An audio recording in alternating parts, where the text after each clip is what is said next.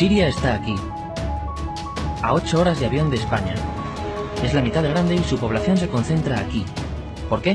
Porque toda esta zona es un enorme desierto, pero un desierto muy importante. Tiene 1/3 de las reservas de petróleo del mundo y también de gas natural. Según algunos, el nuevo petróleo. Para sacarlo de aquí y llevarlo a Europa, hay que rodear toda esta península y salir por el canal de Suez. Como te puedes imaginar, aquí te cobran. Pero hay otra manera más fácil, la línea recta. El que controle estas tuberías las puede abrir y cerrar, como un grifo. Si no pagas, no hay petróleo, ni gas. Esta región es increíble. La civilización en el planeta empieza en 3 sitios y este es uno de ellos. Mesopotamia, aquí. Sumer, que te sonará menos, pero es donde empieza todo. Aquí también. ¿Recuerdas la Torre de Babel de la Biblia? La hicieron estos tíos. Egipto, aquí.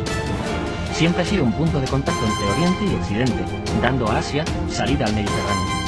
Quizá por eso aquí nacen las principales religiones monoteístas, el judaísmo, el cristianismo y el islam. El islam es el último que llega y de hecho acoge a las 2 anteriores. Adán, Noé, Moisés, Jesucristo son considerados profetas islámicos. Bueno, al grano. Como la zona es brutal, todos han querido controlarla y siempre ha estado dentro de algún imperio. Los persas, los griegos, los romanos. El imperio romano termina partiéndose en 2 y finalmente solo sobrevive esto. Ahora es cuando la última religión monoteísta, el Islam, construye su propio imperio. ¿Te acuerdas de las cruzadas? Bueno, pues son los europeos cristianos intentando recuperar esta zona de la que estamos hablando. Los últimos en llegar son los turcos, que ojo, no vienen de Turquía, sino de muy lejos en Asia, junto con Gengis Khan. Lo conquistan todo y fundan el Imperio Otomano. El Imperio Otomano se queda ahí hasta la Primera Guerra Mundial. 600 años. Cuando acaba la Primera Guerra Mundial, aparecen pequeños países donde antes estaba el Imperio Otomano. Y por primera vez vemos a Siria en un mapa. Hasta ahora la habíamos dibujado para no perdernos. ¿Y quién se inventa estos países? Bueno, te voy a contar ese alto secreto. O lo era en 1916. Este súper secreto se llama Acuerdo de Sykes-Picot. Los franceses y los ingleses no podían derrotar solos al Imperio Otomano. Solo podían si les apoyaba la gente que vivía dentro. En su mayoría árabes. ¿Cómo se los ganaron? Pues les prometieron la Gran Arabia, un país solo para ellos. El único problema es que era un timo. Antes de seguir, recuerda una cosa. Los árabes son un pueblo, pero no una religión.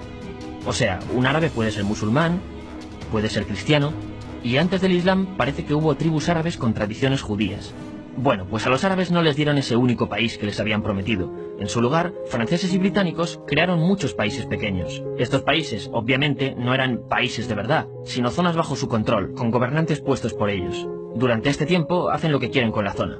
Recuerda que hay petróleo. Siria, aunque no tiene grandes reservas, tiene fácil salida al mar. Y Francia, que es la que se ha quedado con Siria, se lo da a compañías extranjeras. Después de la Segunda Guerra Mundial, los europeos se van. En el caso de Siria, son echados a patadas. Pero antes de irse, crean otro estado, Israel. No es el momento de hablar de ello, pero es un estado muy polémico que sus vecinos no reconocen. La prueba es que nada más irse los británicos, todos estos estados lo atacan. La zona, a partir de ahora, va a ser una bomba de relojería. Y mientras, ¿qué pasa en Siria? Bueno, pues no es muy estable. Tiene golpes de estado constantes. En esa época, aparece en Siria una ideología que se hace con el control y se expande por el mundo árabe, el Ba'ath. Esta ideología mezcla el antiguo sueño de una sola nación árabe con ideas socialistas. Y algo muy importante, es laica, o sea que no es religiosa. Siria se llega a unir con Egipto, un país con el que no tiene frontera. Pero no es algo raro, muchos de estos países intentan hacerlo también. Como recordarás, a esta gente se le había prometido un solo país y las ganas las seguían teniendo. Pero la unión falla. En este tiempo, Egipto les convence para nacionalizar el petróleo. En Siria, Al-Assad, el padre del Assad de ahora, se convierte en jefe del estado Ba'ath. En Irak, también Ba'ath, comienza a ganar fuerza Saddam Hussein.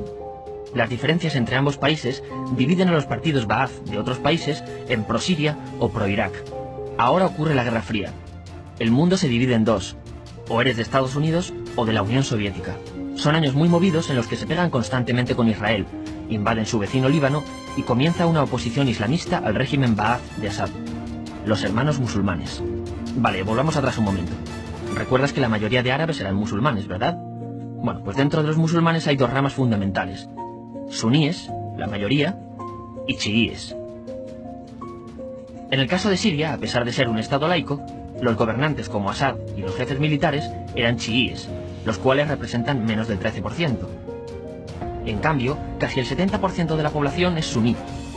Un dato curioso es que los cristianos son casi el 10%. Que los chiíes controlen el gobierno y ejército mosquea a la población suní, y ese sentimiento es aprovechado por los hermanos musulmanes, islamistas radicales suníes. Estos toman las armas en la ciudad de Hama, en contra del gobierno, y Assad acaba con la revuelta a costa de matar miles de civiles y encarcelar a mucha gente. En el año 2000, Assad padre muere, y le sucede Assad hijo. Ante las presiones, libera a muchos presos, trae internet y esperanzas de cambio. Hay un periodo de gran debate político y aparece la oposición. También vuelven los hermanos musulmanes. Los siguientes años son difíciles. Arrestan a la oposición.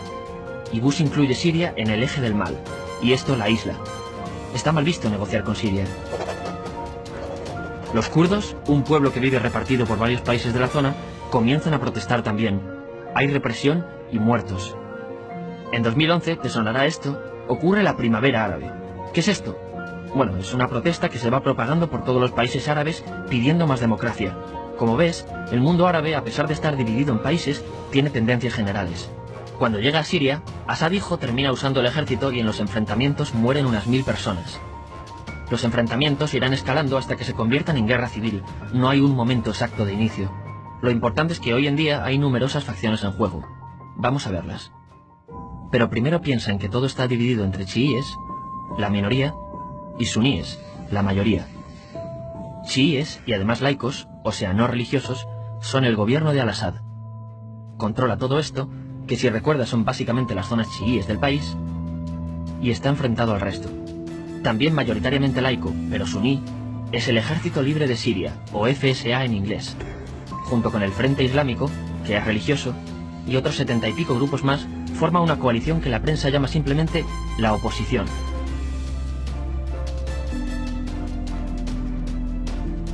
También suníes e islamistas, pero radicales, son Al-Nusra, llamados Al-Qaeda en Siria porque son básicamente eso, Al-Qaeda en Siria. Otros islamistas radicales son el ISIS o Estado Islámico. Salen de Al-Qaeda en Irak, controlan la mayor parte de Siria e Irak y se han hecho famosos por sus atrocidades. Su objetivo teórico impacta a muchos. Es un Estado Islámico a lo largo de Asia, África y Levante. Aunque a ti ya te suena, ¿verdad? En naranja tenemos al pueblo kurdo, que recordarás porque el presidente Al-Assad lo reprimió, al igual que gobiernos de países próximos también lo hacen. Ahora controlan militarmente esta zona. Antes de terminar, repasemos los apoyos internacionales a fecha de octubre de 2015. Las fuerzas de Al-Assad son apoyadas por Rusia, que ya tenía base militar en el país antes del conflicto, Irán y China. Todos son países de lo que Europa llama Oriente. En contra de Assad, apoyando a la llamada oposición, luchan Estados Unidos, Turquía, Francia, Gran Bretaña y Arabia Saudí. Podemos terminar con algunas conclusiones. Te advierto que esto ya es pura opinión. Si recapitulamos, vemos que la región es estratégica. Por su situación privilegiada, todos la quieren. Siria siempre ha estado bajo el paraguas de grandes imperios.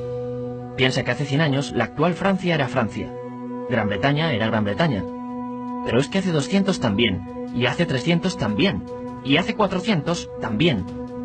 En cambio, Siria solo es Siria desde hace menos de 100 años, y solo se gobierna a sí misma desde hace poco más de 50. Además, jamás decidieron sus fronteras, se las impusieron. Europa dividió Oriente Medio a su antojo para controlarlo, diseñando países sin tener en cuenta su población. Muchos historiadores dicen que todo pueblo tiene la necesidad de manejar su propio destino, pero estos ingredientes que hemos visto juegan en contra de proyectos como la Siria Ba'ath, que encima usa la represión para mantenerse. En última instancia, lo que producen es una guerra civil. En este contexto no es extraño que aparezcan actores que se alimenten de la desesperación, el sentimiento suní de opresión y la visión de Occidente como invasor.